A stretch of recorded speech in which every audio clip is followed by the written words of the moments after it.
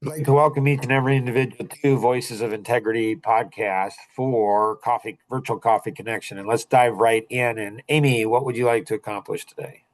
I would like to figure out how to get all businesses to fire at the same time and also visit that sleep deprivation, getting up early, not sleeping comment you just made. Nice. Um, so my mind is like all of a sudden everything's like wham, like I'm like, holy cow. So so standardization is really important. Like getting everybody, so if they're all on the 530 grid, if they all understand DNA for people, business, and life, if they understand all of those things, if they, so if they're all there, you're not going to believe this, Amy. Like on on Saturday, on Saturday after the coffee connection, like on Saturday, we did a debrief afterwards. So from the book Flawless Thinking by James Murphy. Okay. So it was great book, phenomenal book, and it's about the Air Force.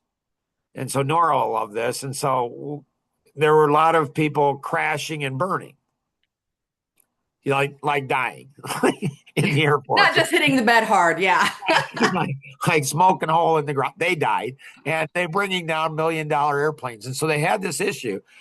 And Nora, you'd like that book, I think. So what they did is they went ahead and they put a program in place. And what they did is one of the things is after every mission, they would go into a room and they would pull off their insignia like a three-star general. So you have to respect.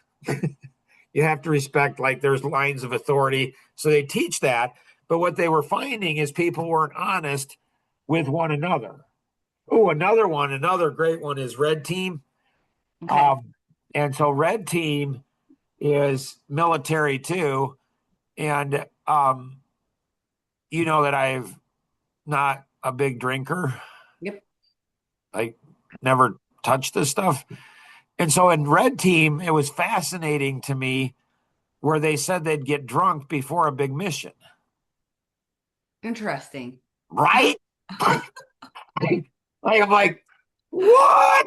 It does not sound like what could possibly go wrong. And the reason they did that is because I guess with alcohol, it loosens things up and you're more honest. Yeah, I mean, it has a truth filter to it. I drink on occasion. Now, I haven't been drunk in, as Aaron can attest, for like 16 years, but yeah. Nice. The, Yeah. yeah. So if you ever invite me to a drinking party, okay, I will be the most drunk one there. You don't need the alcohol to spit I truth, don't Mark. need the alcohol. I And I don't really need. don't either. But I guess mine is probably meaner if I have alcohol. I don't know. People said I was fun, but who knows? I don't know. It's been a long time. Yeah. So with me, it was just fascinating. And so what happened at the Coffee Connection is like like Lincoln, Nora's 3-year old son, like he was up Friday night, like, and he was not, he was thrown up and stuff, and so he was sick, and then no sleep, and so I talked to her. We had the 6:30 meeting on Saturday morning. She was there, but I could tell, you know, it was pretty rough.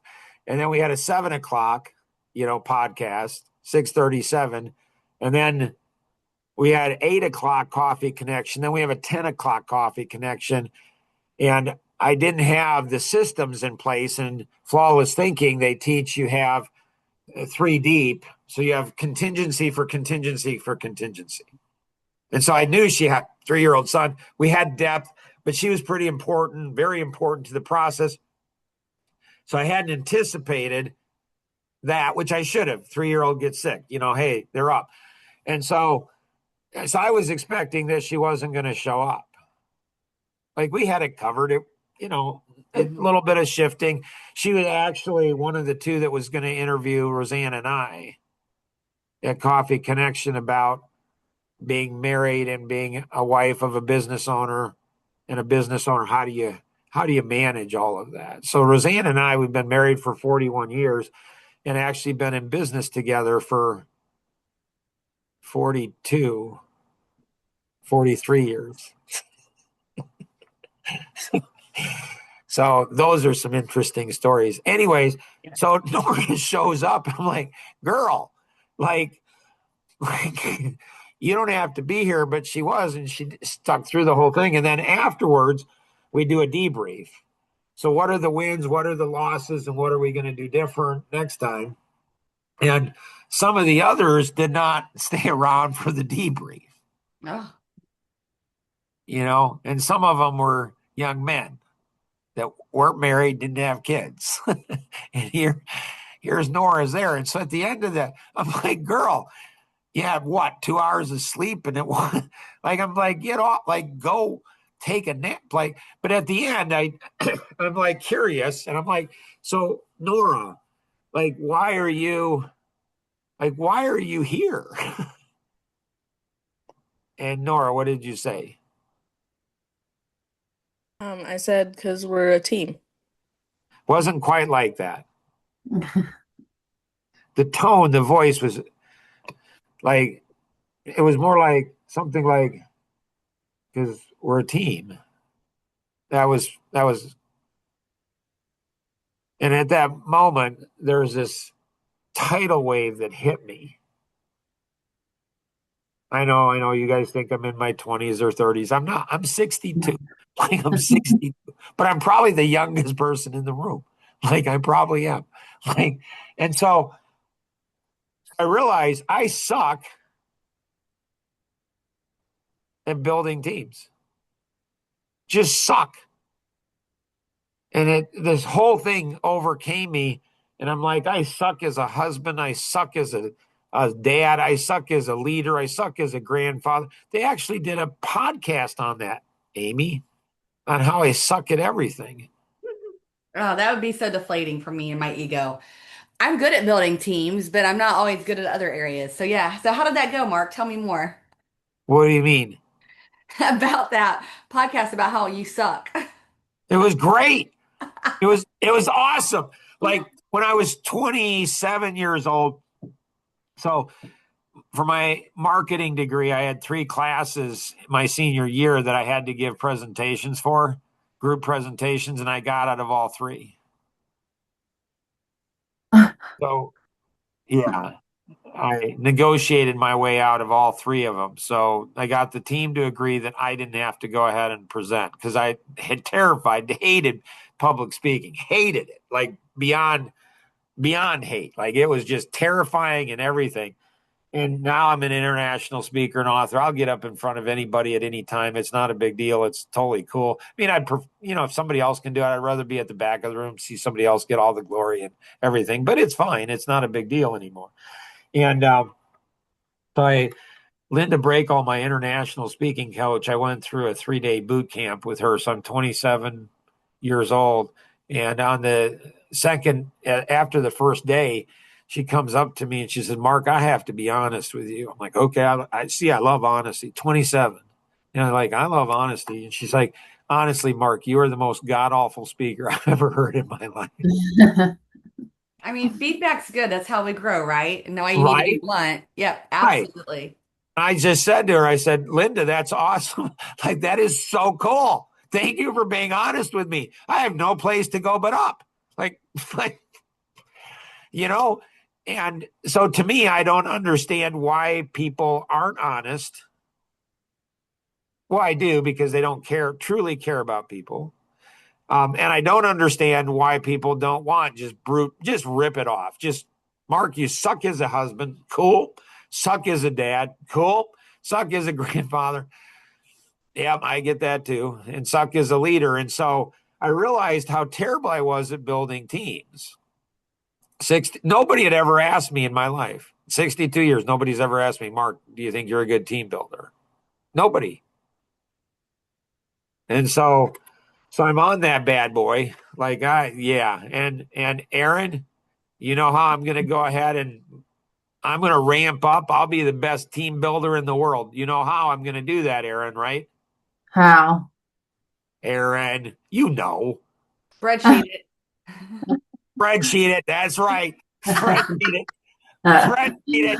It's Like now a verb, spreadsheeting. right. Yeah. Right. Like emotional love affair. Yep. Spreadsheet. They never cheat on you. They never go ahead and they never give you lip, never give you attitude. They don't blame you. You just realize it's your fault. You messed up the formula. They are just, and my wife, she's fine with it. Like, yeah, like, 'cause it helps me to be a better husband, like better father, better grandfather. So I'm pretty excited about it. I'm like, it's just crazy. It's like I'm like, that's what's missing. That is what's missing. And so, it was a great podcast. Nora can get that over to you wherever that is. So it's pretty interesting. So that's, so you get everything in alignment. You get everything into alignment. All of the pieces where they're in alignment, so they're in flow. And so Nora and I, we've known each other for 9 months.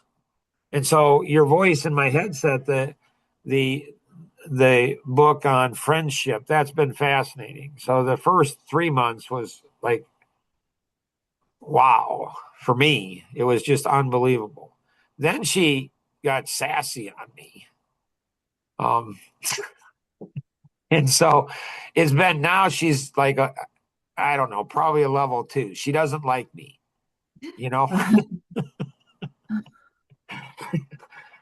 Don't know why. So you get everything in flow. And so, like, how do you do that quickly? Well, I'm going to figure that out. I'm going to take a spreadsheet, break that bad boy down and say, okay, here's this and this. And so what's complicated about it is the personalities, because what causes one personality pain gives another personality pleasure. Mm-hmm. So it's complicated. I mean, it's really, really hard. Okay, so that's the one piece that's going to be hard. And then which of these do you pass on to your team, and who does it? Right. And that's what we're working on. So Monday, I'm going to go back through I feel like our Director of Marketing Inc. BOS is totally aligned. It's Uplift's when I'm struggling a little bit, because we are assigning other people to be leaders of the groups to expand. So it's not just me and Aaron building. And that's what I'm still trying to wrap my head around. Well, for Disney World, if you're picking up the trash, my understanding is you go through 40 hours of training. Okay. Yeah, and that's what we need to Pick put up the trash? Yeah, but no, I know. I've been to Disney. I did their behind the scenes tour and been in their underground, in their laundry facilities. Yeah. So I think that's a good point, Mark, and thank you for reminding and bringing that up, because that is something we should definitely be looking at. Yeah, it's like, how do you go ahead and how do you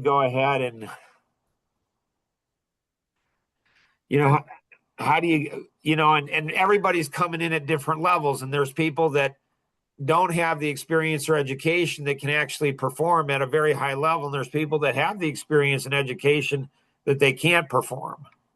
And how do you go ahead and test them? Like in college, they test you before you go into certain levels, because they don't want a low level in a high level class, because it'll drag the whole class down. And so, there's so much on this. You could bring it, we could put that into a spreadsheet. Like, how do you go ahead and how do you get everything, all of the, everything flowing together, like a motor, like an engine? Like, you got to have all the pistons flowing together. You can't have them working against themselves. And every new team member, it's like a baby in the house.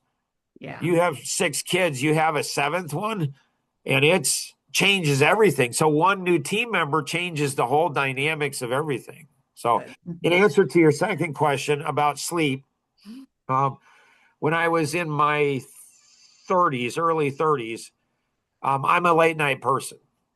I kick in naturally at 10 o'clock, and nobody's working then. So I love working from 10, 1, 2 o'clock in the morning.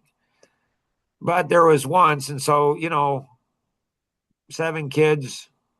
And so I'm burning the, candle at both ends and in the middle. And I pulled off a 36-hour day straight. Ooh. And there were some number of all-nighters. And so probably I was in my, early 30s, mid 30s. And I said, Mark, this is not healthy. Like you have got to change. So what I did is I went ahead, um, took the old adage, early to bed, early to rise makes man healthy, wealthy, and wise. But naturally, my body cycle is I'm a night person. Right. Like I'm not an early morning person, which is ironic. So now I start my meetings at quarter to 5 in the morning every morning. So I've changed my entire. So what I did is I changed it and I said, I'm just going to shift it.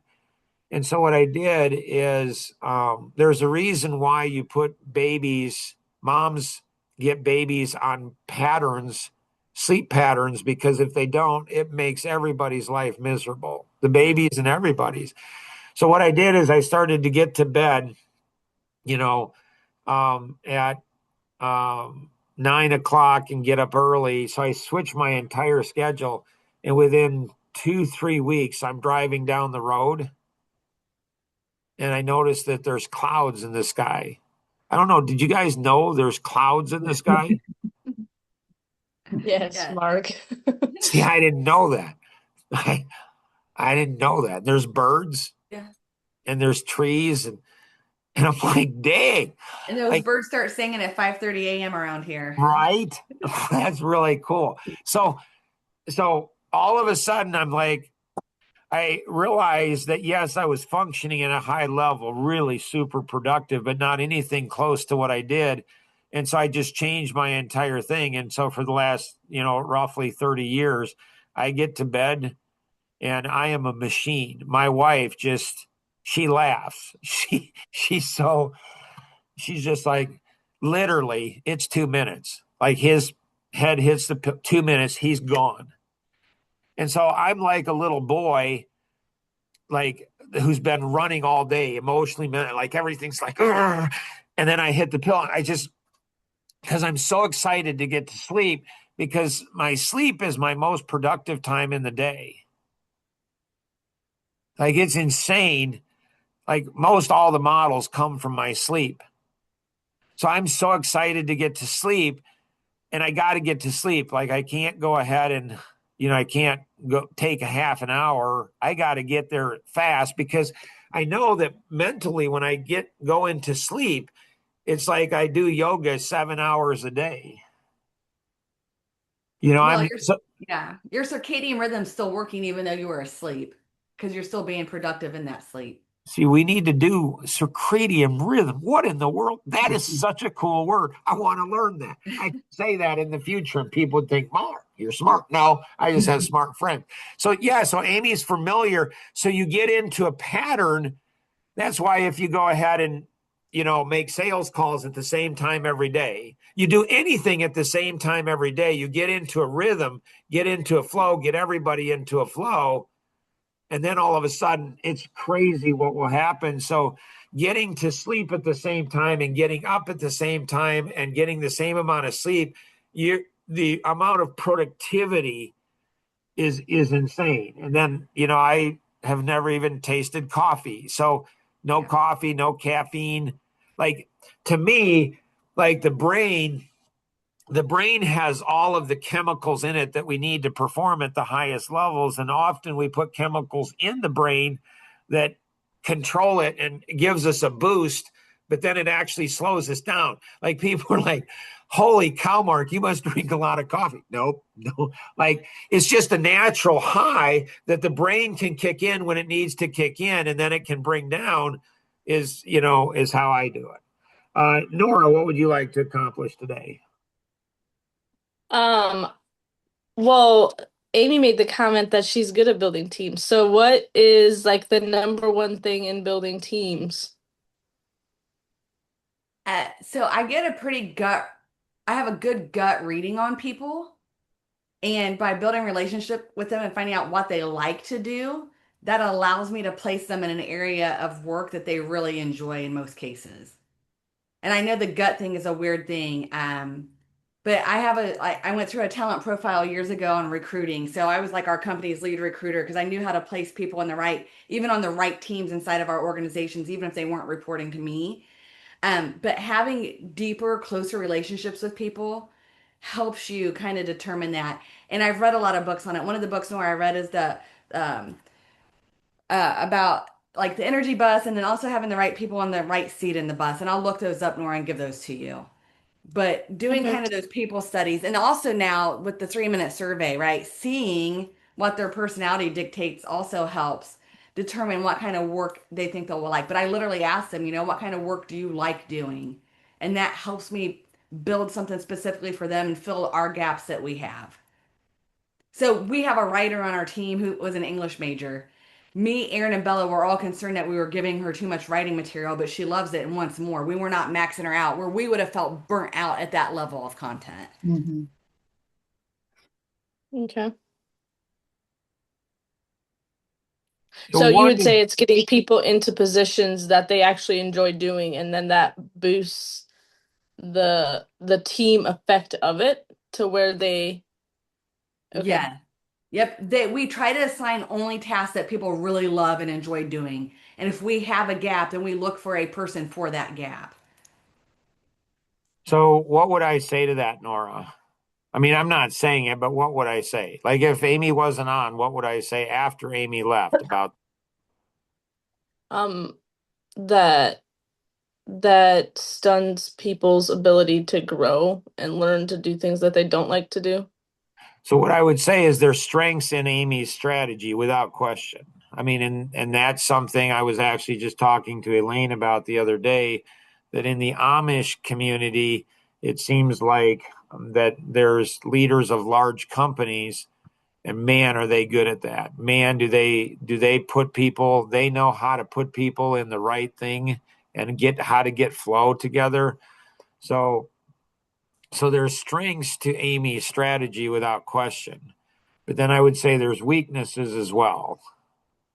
And so how do you manage that? How do you get all of the strengths without the weaknesses of it? And that's something that, the coffee connection can go into. Nice.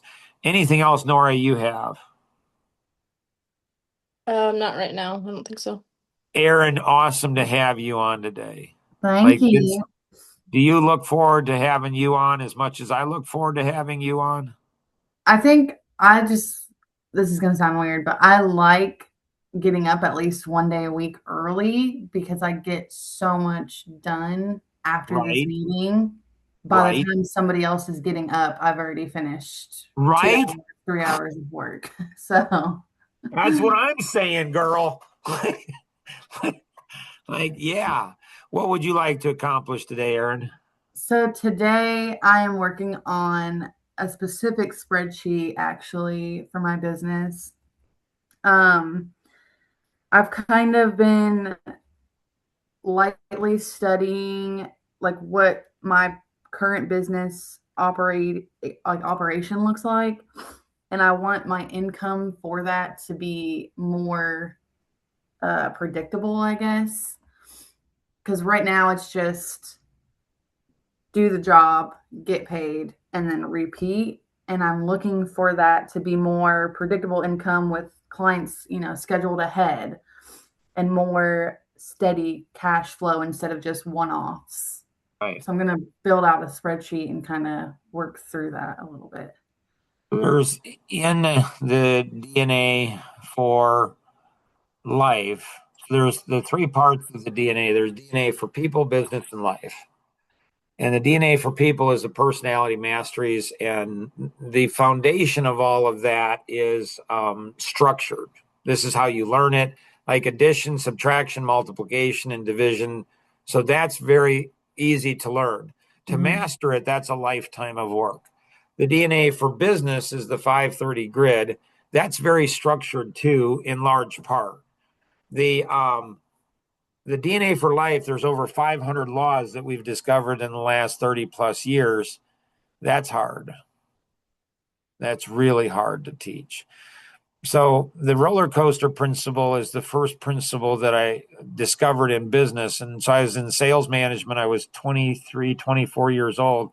And I saw these roller coasters happening. And I'm like, I'm 24 years old and I'm now moving into sales, leadership, management, and developing. And I'm like, So I go to the president, and he's got his MBA. He was in the Marines, worked for Caterpillar Worldwide, super smart guy.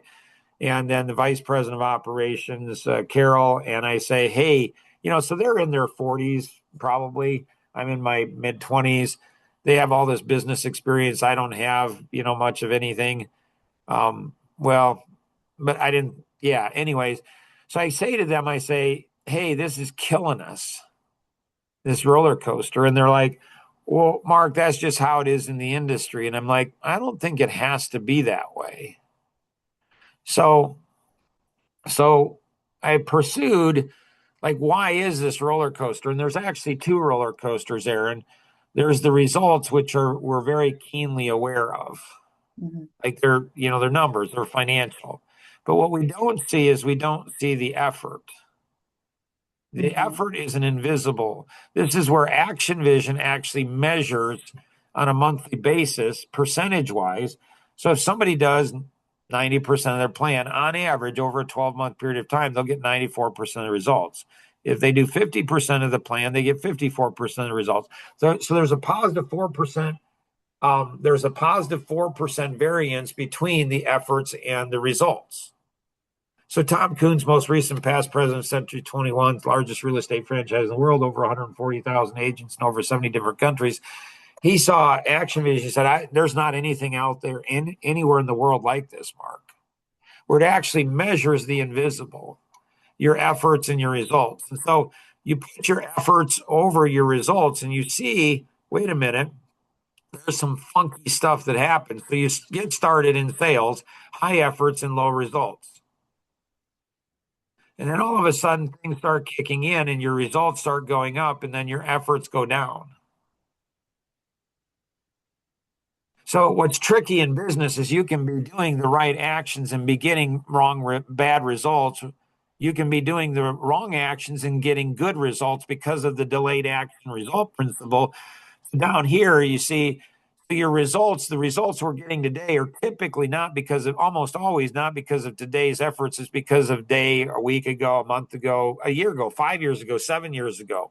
There's some results that I'm just starting to get 30 years later. That's a long time to wait for results. So what happens is, how do you break this roller coaster? It's through the law of consistency.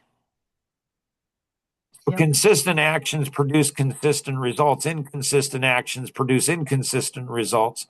And so through the law of consistency, you'll still have some roller coaster. But when you think of these billion-dollar companies, like, how do you have $1 billion, $1 trillion company, and they know 3% what they're doing? So some of it's going to be, Aaron, in box 27, I think it is, in R&D and new product development. So there's things you can do structurally that will help you do that. But a big part of it's going to be the 530 grid.